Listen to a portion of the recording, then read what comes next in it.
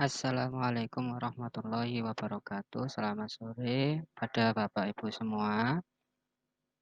Sore hari ini saya akan mencontohkan atau membuat sebuah tutorial pencontohan tentang menu data supplier yang sudah saya rombak dari hasil rapat atau dari hasil masukan yang ada sebelumnya melalui grup WA. Sebelumnya untuk bisa masuk ke menu supplier, silakan Bapak Ibu login dulu dan setelah sukses maka jika Bapak Ibu mempunyai hak untuk mengakses menu supplier, maka akan muncul di dalam kelompok data induk yaitu tentang data kayu, itu ada menu namanya menu supplier. Silakan itu diklik. Nah, inilah tampilan terbaru dari menu data supplier yang sudah saya kerjakan. Nah, di sini tampilan data dan supplier yang sudah saya masukkan sebelumnya. Jika memang data ini nanti ada kesalahan, silakan dilakukan editing atau dibenarkan. Saya akan menjelaskan tombol-tombol yang ada di tampilan awal data supplier kayu ini. Yang pertama adalah tombol tambah. Tombol tambah ini dipakai nanti untuk menambahkan data supplier baru. Kemudian di bawah yang berwarna hijau ini adalah tombol untuk edit.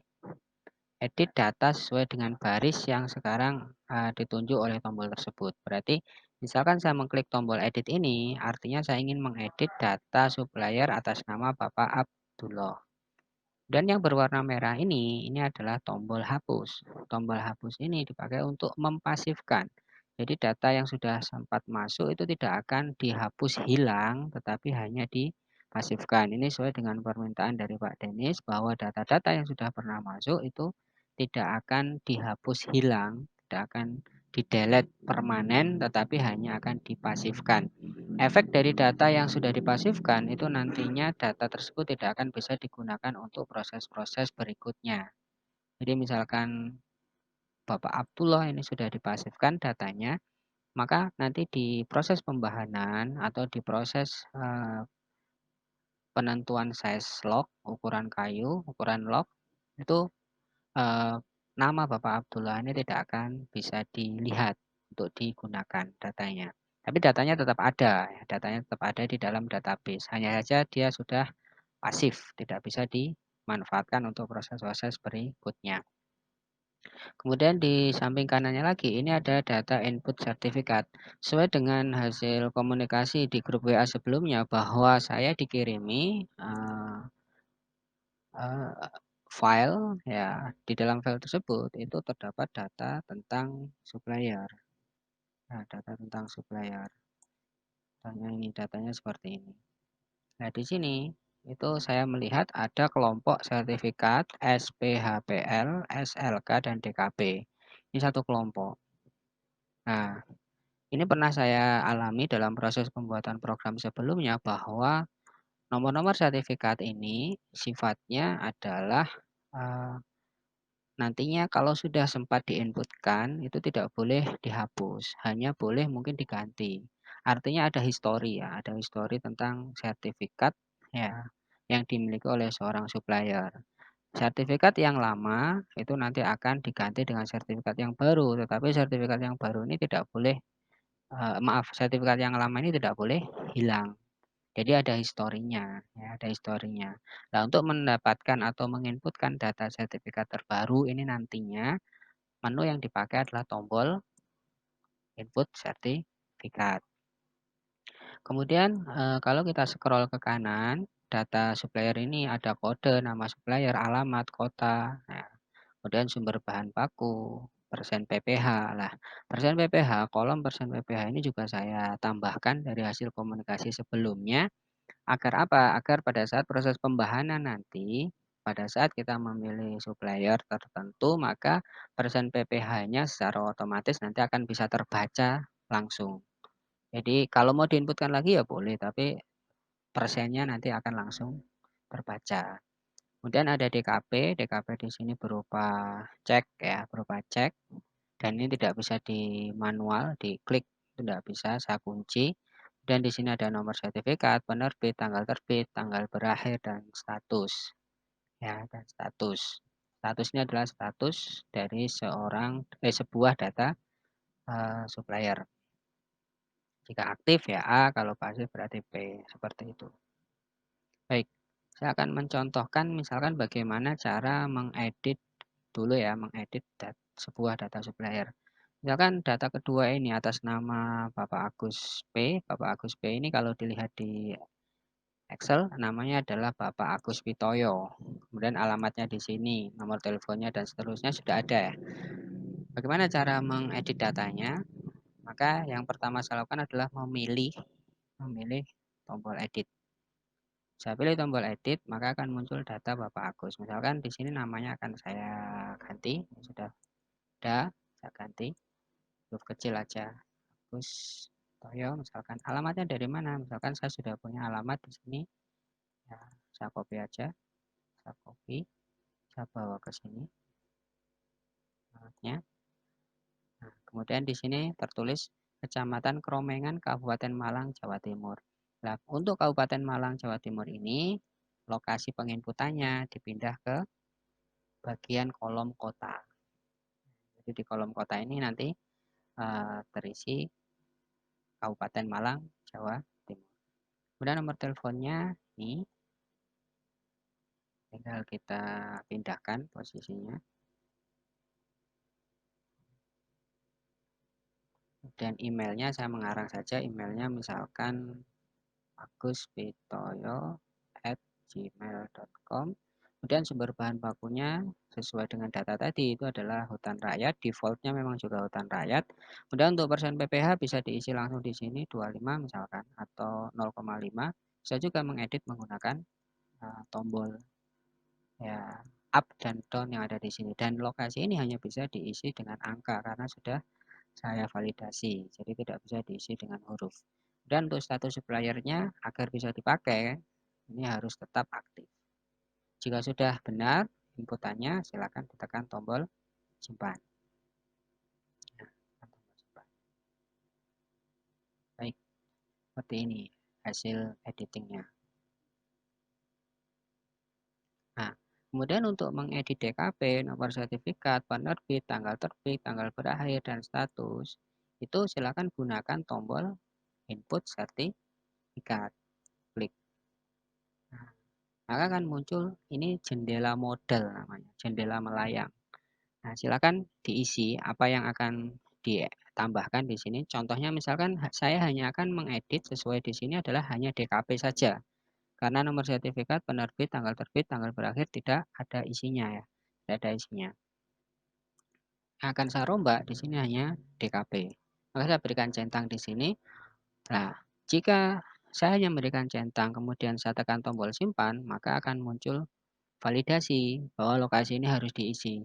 Maka silahkan kalau memang ini kosong, cukup diisi strip. Kemudian untuk tanggal, ini pun tidak boleh dikosongi. Tapi kan belum ada tanggalnya, Pak. Ya, kalau belum ada, karena sertifikatnya juga belum ada, maka tanggal itu boleh diisi tanggal hari ini. Tidak masalah. Jadi nanti kemunculan tanggal ini akan mengikuti nomor sertifikatnya. Jika nomor sertifikatnya ini ada, maka secara otomatis tanggalnya muncul. Tanggal terbit dan tanggal berakhir. Tapi jika tidak, maka tidak akan muncul. Kemudian di bawahnya ini ada status sertifikat, ada aktif pasif.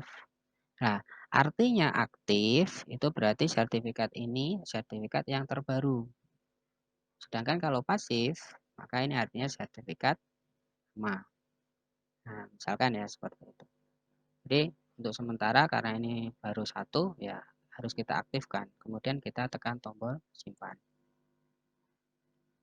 Maka akan muncul pernyataan bahwa data sertifikat sukses disimpan. Efeknya apa? Efeknya nanti di sini akan muncul centang karena yang diisi hanya DKP-nya saja. Sedangkan nomor sertifikat, penerbit, tanggal terbit, tanggal berakhir itu tetap kosong. Tetap kosong. Nah, saya akan mencontohkan lagi pengisian sertifikat untuk data yang ada. Contohnya misalkan Bapak Sofi. Bapak Sofi ini punya nomor sertifikat dan seterusnya dan seterusnya. Nah, kita cari datanya Bapak Sofi. Bisa diketikkan di sini boleh atau menelusuri. Ya, nah di sini ada Bapak Shopee. Misalkan saya edit dulu atau langsung input sertifikat juga nggak apa-apa, input sertifikat. Nah, ini Bapak Shopee ada nomornya, maka bisa saya copy dari sini. Saya copy dari sini dan penerbitnya ini sudah Permada, sudah saya pernah inputkan. Kemudian tanggalnya 2 April 2018, 2 April 2018, berarti di sini 0204 2018 sampai 16 Oktober 2024. Di sini ada keterangan boleh diisi tanggal hari ini dengan penjelasan seperti yang sebelumnya tadi. Dan pastikan ini aktif. Dan silakan tekan tombol simpan. Maka nanti kalau kita cari Bapak Shopee di sini,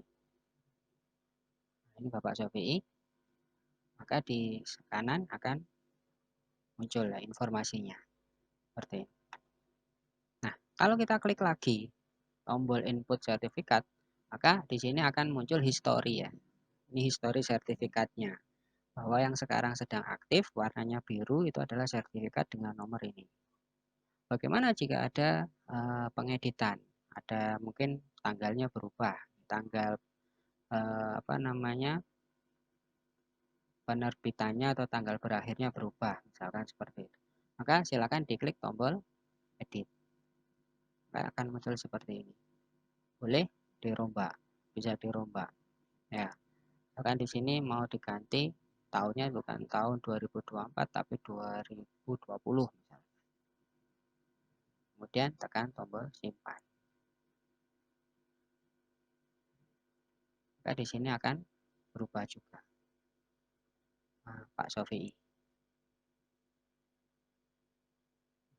akan berubah datanya. Bagaimana kalau ada sertifikat baru? Sertifikat baru berarti Pak Sofi ini akan memperbarui sertifikatnya, pura-puranya seperti itu. Maka silakan diisikan yang terbaru. Langsung aja diisikan di sini. Nomornya berapa? Misalkan ini tahun 2020, bulannya adalah bulan 10, betul ya. Dan angka sertifikatnya misalkan 400, misal seperti ini. Penerbitnya sama. Nah, ini berlaku mulai tanggal 16 atau tanggal 01, boleh tanggal 1 bulan 11 misalkan 2020, berlaku 2 tahun 01 11 2022 misalkan. Aktif simpan. Langsung saja kan di sini. Maka yang akan muncul di depan itu adalah yang terbaru ya. Untuk Bapak Sofi yang akan muncul di depan ini Bapak Sofi ya, Bapak Sofi yang muncul di depan adalah yang terbaru. Nah, terus historinya seperti apa? Historinya nanti akan seperti ini. Nah, ini yang lama, ini yang baru. Nah, mungkin di sini masih ada kesalahan label ya. Harusnya ini adalah nomor sertifikat, penerbit, tanggal terbit, tanggal berakhir. Ini masih penerbit semua, tidak apa-apa. Bisa nanti segera saya revisi. Kemudian untuk tombol hapus. Tombol hapus ini kalau khusus di sini, khusus di sertifikat, tombol hapus ini nanti benar-benar menghapus data. Jadi kalau ini saya klik ya, maka secara otomatis data yang ini akan dihapus. Klik, maka data yang merah ini, data yang sudah tidak berlaku ini kan dihapus. Buktinya, nanti kita lihat untuk Bapak Sofi. Nah, Bapak Sofi tinggal menyisakan satu sertifikat. Jadi bukan dipasifkan, tapi benar-benar dihapus untuk sertifikatnya. Ya, benar-benar dihapus untuk data sertifikatnya. Nah, itu untuk sertifikat. Nah, bagaimana kalau dipasifkan? Misalkan Bapak Rudi ini pengen dipasifkan akun suppliernya. Silakan ditekan tombol delete aja. Kalau delete, maka akan muncul pertanyaan, apakah supplier Rudi ini benar ingin dihapus? Ingat, dihapus di sini bukan hilang, tapi hanya dipasifkan. Maka bisa dijawab yes misalkan. Oke, cari supplier Rudi. Maka supplier Rudi ini Kalau digeser ke kanan, dia akan mempunyai status P. Nah, status P ini sifatnya tidak bisa digunakan untuk proses lain ya. Untuk proses lain itu tidak bisa dipakai. Kemudian yang terakhir bagaimana menambahkan data supplier baru. Ya, data supplier baru bisa dilakukan dengan menekan tombol tambah dari sini. Nah, misalkan kode suppliernya AR, nama saya sendiri misalkan Ariswan, alamatnya Jalan Sebuku Raya 31C. Ya, Kota Malang, Jawa Timur. Misalkan seperti ini. Teleponnya 0896 977 8959. Emailnya misalkan Stermed 2000, bahannya hutan rakyat, persen PPh-nya adalah, bisa klik di sini ya, seperti ini bisa, atau diketik langsung boleh, diketik langsung boleh, simpan. Nah, maka nama saya akan nambah di sini. Terus gimana nambahnya, kok di depan tidak ada? Nah, berarti pasti di data terakhir. Nah, ini nambah di sini nama saya, dan statusnya adalah aktif. Terus apa yang harus dilakukan setelah nambah data baru? Jangan lupa menambahkan sertifikat. Input sertifikatnya harus dilakukan walaupun hanya mengisi DKP. Ya, walaupun hanya mengisi DKP. Tidak apa-apa. Tapi harus dilakukan. Agar apa? Agar dia punya rekaman data sertifikat. Jadi ada data rekaman sertifikat. Di Aris tadi itu ada rekaman data sertifikat. Seperti itu. Jadi kalau dicek di sini itu sudah ada centangnya. Jadi kira-kira seperti itu cara mengoperasikan menu data supplier kayu. Semoga ini bermanfaat, bisa untuk panduan untuk menjalankan menu supplier di aplikasi MKU Software. Terima kasih sebelumnya. Assalamualaikum warahmatullahi wabarakatuh.